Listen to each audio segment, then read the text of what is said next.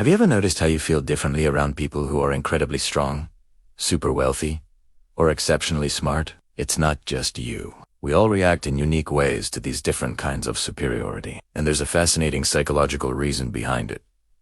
Think about it.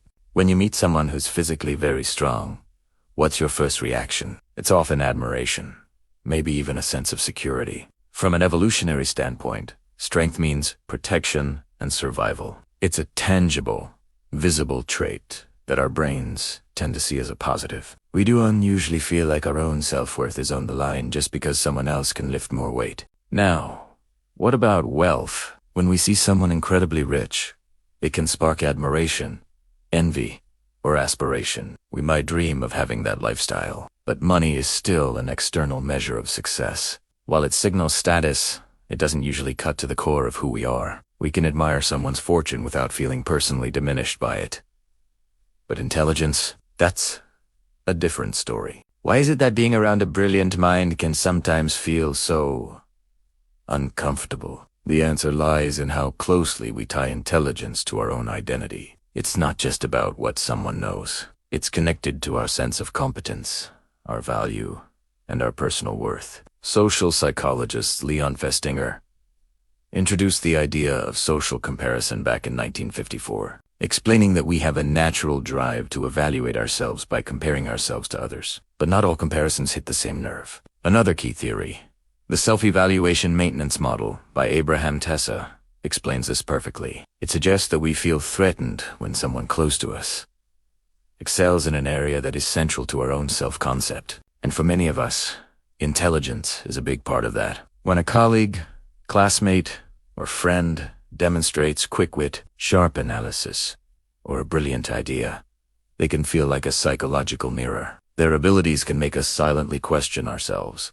Where do I stand in comparison? If that comparison doesn't feel great, we might get defensive. We might try to dismiss their ideas, avoid them, or just feel a quiet sense of tension.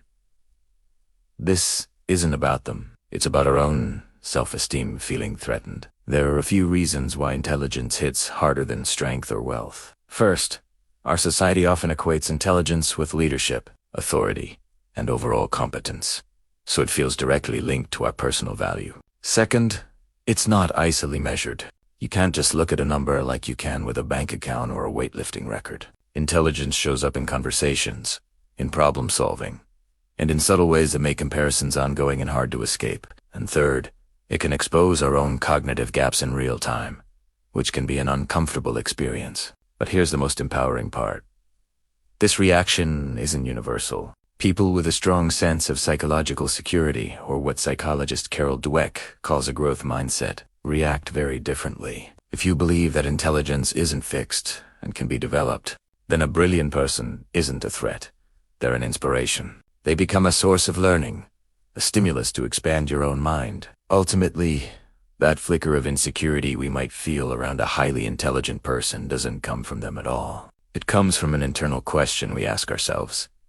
Does their brilliance somehow make me feel smaller? The beautiful thing is, with a little self-awareness and psychological maturity, we can change that question. We can start asking, what can I learn from this person? When we make that shift, comparison stops being a source of anxiety and becomes a powerful pathway to our own growth.